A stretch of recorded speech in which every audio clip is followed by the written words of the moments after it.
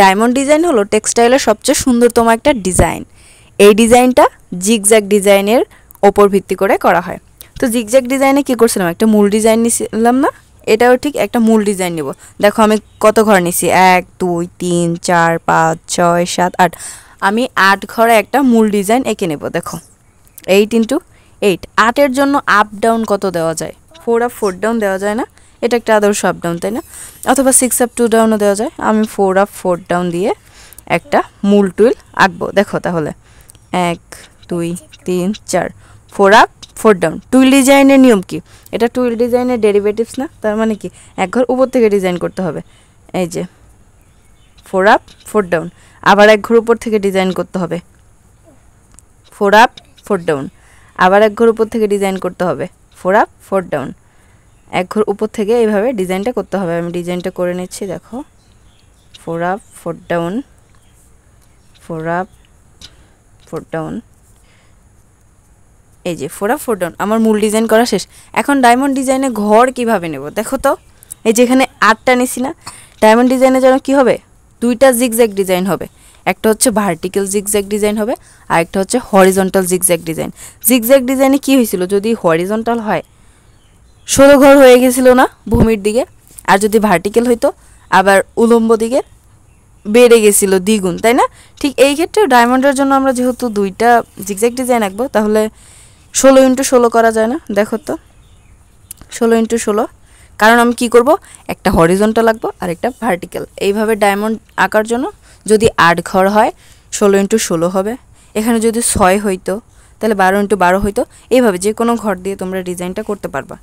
এখন আরেকটা কথা হচ্ছে, ডায়মন্ড ডিজাইনে এই যে মূল ডিজাইনটা, এটা কোথায় বসাবো? এইটা সবসময় বসাইতে হবে এইখানে। যদি এইখানে বসাই তাহলে ডায়মন্ড শেপটা অনেক সুন্দরভাবে ফুটে উঠবে।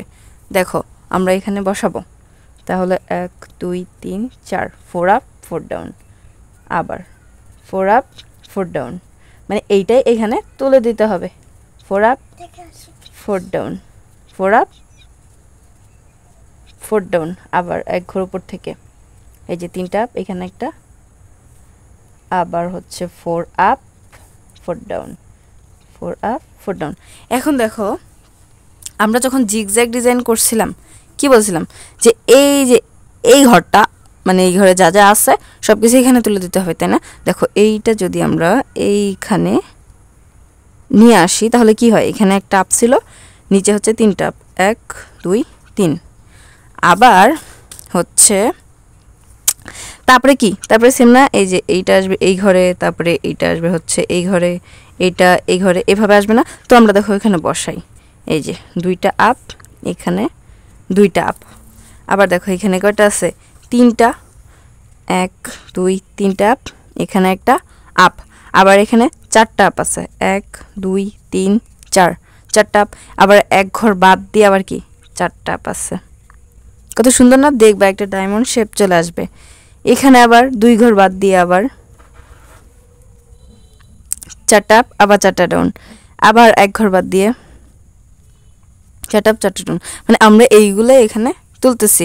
তাহলে দেখো, আর এই যে এটা বাদ থাকে না, তো এই যে এখান থেকে আমরা করব। তো করা শেষ হয়ে গেল না? দেখো একটা আনুভূমিক জিগজ্যাগ ডিজাইন হয়েছে কি না, হয়েছে না? এখন আমরা ভার্টিক্যাল জিগজ্যাগ ডিজাইন করব। এইটা যদি এখানে বসাই তাহলে একটা ভার্টিক্যাল জিগজ্যাগ ডিজাইন হয়ে যাবে না? দেখো এখন আমরা ভার্টিক্যাল জিগজ্যাগ ডিজাইন করব।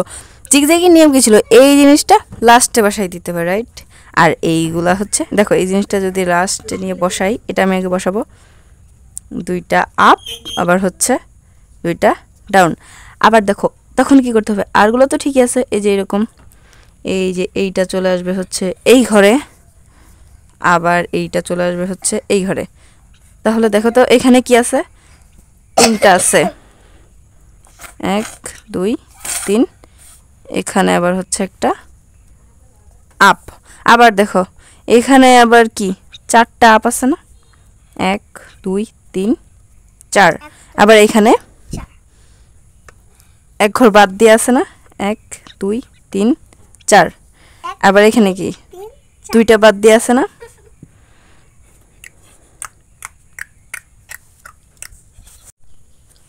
আবার দেখো এখানে কি 3 ঘর পরে আছে না, আবার আমি 3 ঘর পরে 1 2 3 4 আবার এখানে দেখো 4 ঘর পরে আছে তাই না আমি 4 ঘর পরে দেব 1 2 3 4 তো হয়ে গেল তারপর দেখো এখানে কি আছে একটা আছে না মানে এই দিকে হচ্ছে 3টা আর এখানে একটা আপ এই হয়ে গেল এটা দেখো একটা ভার্টিক্যাল জিগজ্যাগ ডিজাইন হইছে কিনা হইছে না এটা একটা ভার্টিক্যাল জিগজ্যাগ ডিজাইন আবার আমি এই পাশ থেকে এইটা নিয়ে আসব এখানে আরেকটা ভার্টিক্যাল জিগজ্যাগ ডিজাইন করব তাহলেই দেখবা ডায়মন্ড শেপটা চলে আসছে দেখো আমি করব জিগজ্যাগের নিয়ম কি ছিল এই ডিজাইনটা লাস্টে চলে যাবে ঠিক সেম আগের মতো লাস্টে আর এইগুলা কি হবে ক্রমান্বয়ে চলে আসবে এভাবে তাই না তাহলে এটা আমি লাস্টে তুলে নেই এখানে একটা আপ আছে এখানে 3টা ডাউন 1 2 3 আর এখানে কি আছে 2টা আপ 1 2 এই দিকে আবার হচ্ছে 2টা আপ রাইট আবার এই দিকে হচ্ছে 3টা আপ 1 2 3 এইখানে একটা আপ দেখো ডায়মন্ড কিন্তু চলে আসতেছে আবার এখানে 4টা 1 2 3 4 4 আপ 4টা ডাউন আবার এখানে এক ঘর পরে আছে না এই যে এক ঘর পরে আছে 1 2 3 4 আবার 2 ঘর পরে আছে কিন্তু দেখো এটা কিন্তু ইজিলি করা যায় দেখো টুইলের নিয়ম কি ছিল এক ঘর পর পর তাই না এক ঘর পর পর সেই টুইলের নিয়ম করলেও হয়ে যায় যদি এগুলো এখানে নিয়ে আসি তাও হয় এখানে আবার এক ঘর পর থেকে আবার দেখো 1 2 3 4 এই হয়ে গেল একটা ডায়মন্ড ডিজাইন এখন দেখো ডিজাইন তো করা শেষ এবার ডাফটিং লিফটিং করতে হবে না দেখো ডাফটিং লিফটিং করার নিয়ম কি যেমন এখানে যে সুতাগুলো আছে এগুলো কোনটা কোন ঝাপে যাবে তাই না এখন দেখো তো এই সুতা যদি আমি 1 নাম্বার দিই এই সুতার সাথে কি এটা মিল আছে না তাহলে এটা 2 নাম্বার ঝাপে যাবে এই সুতার সাথে এগুলোর মিল নেই 3 এটারও কারোর সাথে মিল নেই 4 5 6 7 8 কারোর সাথে কারোর মিল নেই কিন্তু এই দিকে যদি আমি চলে আসি দেখো তো মিল আছে কিনা এটা 7 এর সাথে মিল আছে না 7 নাম্বার সুতা এইটা আবার 6 এর সাথে কিন্তু মিল আছে 6 এটা আবার 5 এর সাথে এটা 4 এটা এই যে 3 এর সাথে এটা 2 এটা 1 এটা আবার কার সাথে মিল আছে 8 এর সাথে এই যে 2টা আপ 2টা ডাউন তাহলে আমার ঝাপ লাগতেছে কয়টা ঝাপ লাগবে হচ্ছে আমার 8টা তাই না এখন আমি দেখো এখানে 8টা ঝাপ আঁকায় রাখছি 1 2 3 4 5 6 7 8 তাহলে আমি লিখি 1 2 3 4 5 6 7 8 1 নাম্বার সুতাটা কি 1 নাম্বার ঝাপে গেছে দিলাম ক্রস 2 নাম্বার সুতা 2 নাম্বার ঝাপে 3 নাম্বার সুতা 3 নাম্বার 4 নাম্বার সুতাটা 4 নাম্বার ঝাপে এইভাবে ক্রমান্বয়ে 8 নাম্বার সুতা 8 নাম্বার ঝাপ পর্যন্ত গেছে রাইট পরে কি এটা 7 নাম্বার ঝাপে না তাহলে এই বরাবর আমি কি করব 7 নাম্বার ঝাপে দেব তারপরটা কি 6 নাম্বার ঝাপে 5 নাম্বার তারপরে আবার 4 3 2 1 আর এই সুতা কয় নাম্বার ঝাপে গেছে 8 নাম্বার এই যে এখানে একটা ক্রস দেব এই যে ডাফটিংটা হয়েছে না এটা কি মনে পড়তেছে এটা হচ্ছে একটা স্ট্রেট ডাফট না আমি বলেছিলাম যে টুইল ডিজাইনে কি হয় স্ট্রেট ডাফট হয় এটা একটা স্ট্রেট ডাফট হচ্ছে না আবার এইবার সে আরেকটা কি স্ট্রেট ডাফট হয়েছে দুইটা স্ট্রেট ডাফট মিলে যখন এভাবে ড্রাফটিং হয়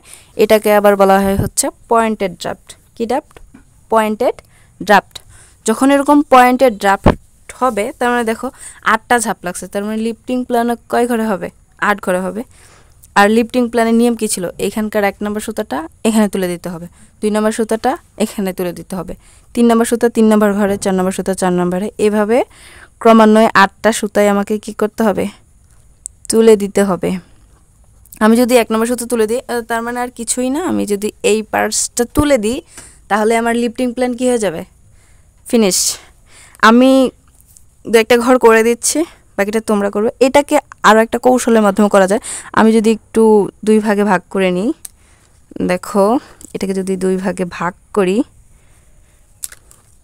এটা কি মূল ডিজাইনটা ছিল না তাহলে মূল ডিজাইনটা এখানে কি দিলাম 1 2 3 4 এরকম ছিল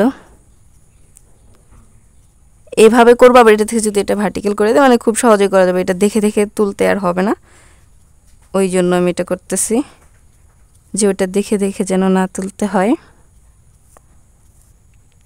এই হয়ে গেল এখন এটা যদি এখানে জিগজ্যাগ করি তাইলেই শেষ এখানে একটা এখানে কয়টা আছে 3টা 1 2 3 আবার এটা কি চলে আসবে এইখানে তাই না জিগজ্যাগ করতেছি আবারও আমরা তাহলে 2 2 এখানে কি 3টা, এখানে একটা, আবার 1 2 3 4, এদিকে আর নাই, এখানে এক ঘর পর থেকে আবার হচ্ছে 2 ঘর পর থেকে, আবার হচ্ছে এখানে এক ঘর পরে।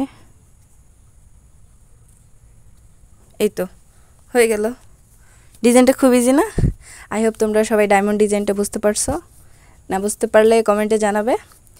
আর যেহেতু ডিজাইন শুধু ক্লাস করলে তো আর হবে না, ডিজাইন তোমাদের করতে হবে। হ্যাঁ, আমি তোমাদেরকে একটা হোমওয়ার্ক দেব। তোমরা 18x18 ঘরে একটা ডায়মন্ড ডিজাইন করবে। যারা যারা করবে কমেন্টে অবশ্যই জানাবে। থ্যাংক ইউ সো মাচ ভিডিওটি ধৈর্য ধরে দেখার জন্য। দেখা হচ্ছে এরপরে ডায়াপার ডিজাইন নিয়ে।